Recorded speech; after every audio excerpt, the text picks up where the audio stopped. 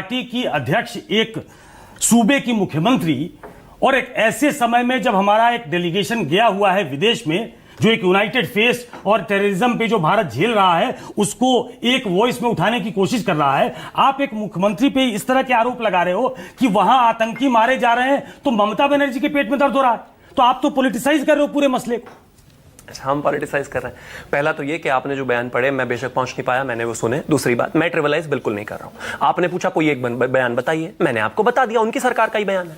मतलब वो नेशनल के जो मुद्दे होंगे, जब उनको उसमें नहीं इंटरफेयर करना होता है तब वो करते हैं, लेकिन तब उनको अपीजमेंट की पॉलिटिक्स करनी है तो वो यूसुफ पठान को नहीं भेजेंगे। ये उसका जवाब था। मैं उस डेलीगेशन पर सवाल नहीं उठा रहा था, ये आपका सवाल था, उसका ये जवाब था। कोई ट्रिवलाइजेशन नहीं था। वन। दूसरा, आपने कहा भी पॉलिटिसाइज कर रहे हैं, इसमें कहां पॉलिटिसाइजेशन है? किस बात से दिक्कत है? तुष्टिकरण करती हैं, सामने है। यूसुफ पठान का नाम विड्रॉल क्यों हुआ, ये एपिटमी ऑफ एग्जांपल है कि भाई किस तरह से तुष्टिकरण पठान तक नहीं है ना। यहाँ पर जो अमित शाह का बयान है, दीदी के पेट में दर्द हो रहा है, उतना दर्द बंगाल के मृत लोगों के लिए होता तो अच्छा होता। कहां विरोध किया टीएमसी की तरफ से, कहां विरोध हुआ ऑपरेशन सिंदूर का, ये आप बताइए। विरोध कि वो पाकिस्तान परस्त हो गए। मैं फिर से वही कहना चाहता हूं, विरोध का मतलब क्या है? विरोध का मतलब यह है कि जब राष्ट्रीय स्तर पर अंतरराष्ट्रीय स्तर लेकर एक टीम जाएगी, उसमें आपकी पार्टी से एक व्यक्ति का नॉमिनेशन हो और वो उसका नाम विड्रॉ यह कहते हुए कर लिया जाए कि यह राष्ट्रीय सरकार का काम है, यह विरोध ही है। अगर आप इसको नहीं देख पा रहे हैं, यह तुष्टीकरण ही है और इसका कोई पॉलिटिसाइजेशन नहीं हो रहा है जी। बिल्कुल ऐसा ही हुआ है। हमने पाकिस्तान को मारा है, ऑपरेशन सिंदूर किया है, बेहद शानदार सफलता रही है, तो जाहिर है देश के एक एक बच्चे को इसके विषय में पता होना चाहिए। और ये पॉलिटिसाइजेशन अब कैसे लग रहा है भाई? शिवम त्यागी तो चले 1971 में पैदा नहीं हुआ था, आप इसको पॉलिटिसाइजेशन कह रहे हैं? 71 की वॉर के बाद इस देश में 11 राज्य सरकार को बर्खास्त कर दिया था इंदिरा गांधी ने भाई। और दूसरा, अपनी खुद की पूरी पार्टी में एक एक कार्यकर्ता के पास चिट्ठी गई थी कि कैसे इंदिरा गांधी दुर्गा हैं, कैसे उन्होंने पाकिस्तान को मार गिराया, कैसे उन्होंने बांग्लादेश बनाया। इस बात को बताने की आवश्यकता है, उसे कहते हैं पॉलिटिसाइजेशन। हम कह रहे हैं कि आने वाले राज्य में जहां पर भी मेरे देश के प्रधानमंत्री, गृह मंत्री और कोई भी नेता जाएंगे, वो बात करेंगे और देश के हर एक नेता को करनी चाहिए। इसमें कोई बुराई नहीं है और किसी को बुरा मानना भी नहीं चाहिए। मैं तो मानता हूं कि यह इस देश का दुर्भाग्य है कि इस देश में ऐसे ऐसे ऑपोजिशन लीडर पैदा हुए, वरना 1971 में, आज एक बयान आया राहुल गांधी का, प्लीज थोड़ा समय दीजिएगा। उन्होंने कहा नरेंद्र सरेंडर। नरेंद्र मोदी भारतीय जनता पार्टी के कार्यकर्ता है अब, या नरेंद्र मोदी इस देश के प्रधानमंत्री हैं? इंदिरा गांधी इस देश की प्रधानमंत्री थी या फिर कांग्रेस की कार्यकर्ता थी? यानी कि नरेंद्र मोदी, यानी कि देश के सेनापति, यानी कि प्रधानमंत्री, अगर उन्होंने सरेंडर कर दिया तो देश ने सरेंडर कर दिया, यानी कि हम हार गए। कमाल बात है, ये कौन सा नैरेटिव है और ये कौन सी ऑपोजिशन लीडर की चाल है? इस भाषा को आप समझ रहे हैं? तुष्टीकरण कुछ समझ आ रहा है यहाँ पर?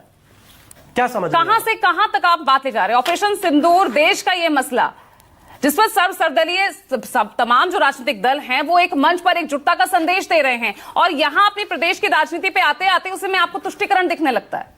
आप ही का सवाल ऑपरेशन सिंदूर पर है, आप ही का सवाल अपीजमेंट पर है, मैं दोनों को जवाब दे रहा हूं। आप कह रहे हैं कहां से कहां ले जा रहे हैं। आप यूनिटी सुनना चाहते हैं ना, कैसे किसे कहते हैं? मैं बताता हूं यूनिटी किसे कहते हैं।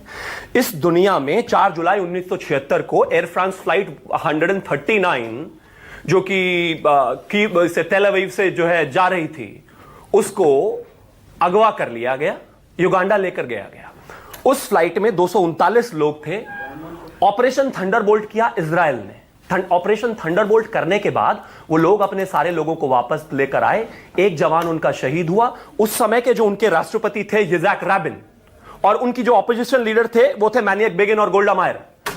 एयरपोर्ट पर आकर उन्होंने कहा था कि हमारे पॉलिटिकल डिफरेंसेस हो सकते हैं, लेकिन I share a champagne glass with you. Airport पर आकर एज रिचुअल उन्होंने ये किया था। आपके 1000 डिफरेंस हो सकते हैं जी। आप कह रहे हो कि आपका जो प्रधानमंत्री है वो नरेंद्र सरेंडर है। मैं कहने लगूं इस बात को तो कि 14,000 स्क्वायर किलोमीटर अंदर थी मेरी सेना, 93,000 लोग उनके बनाए हुए अंदर बंधक बनाए हुए थे हमने। एक लोगों को नहीं लिया। हमारे 52 सैनिक जो थे वहां पर रह गए वापस, जो आज तक नहीं मिले वॉर प्रिजनर। मध्यस्थता के दावे करते रहे और हम वो जवाब दे नहीं पा रहे हैं। यही सवाल इसी सवाल का जवाब मांग रहा है ना विपक्ष? नहीं, मुझे नहीं, किस चीज का जवाब नहीं दे वो सवाल पूछ रहा है, इसलिए वो देशद्रोही हो गया। सवाल में प्रॉब्लम है। उनको ये देखना है कि जेट्स कितने गिरे। इस देश के मिलिट्री ऑपरेशंस जनरल जो है DGMO, director general of military operations, lieutenant general jets कितने गिरे, ये खुलासा तो खुद किसने किया था? एक बार कर लीजिए, मुझे कोई प्रॉब्लम नहीं है, मैं सुन तो लीजिए।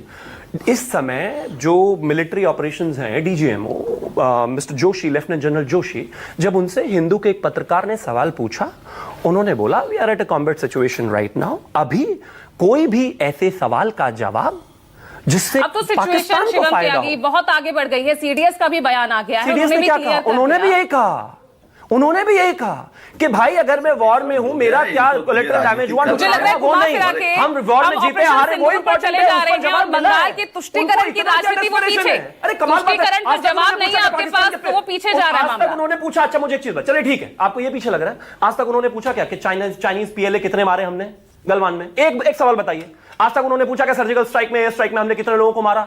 हर जगह यही तो करते हैं। जब इस देश का डीजीओ 2019 में फर्स्ट टाइम वोटर्स से पुलवामा के शहीदों के नाम पहला वोट, ये किसने कहा था? बुराई है क्या?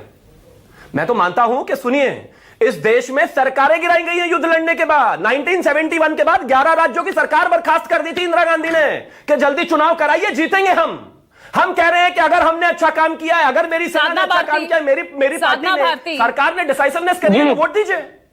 क्या बुराई है भाई?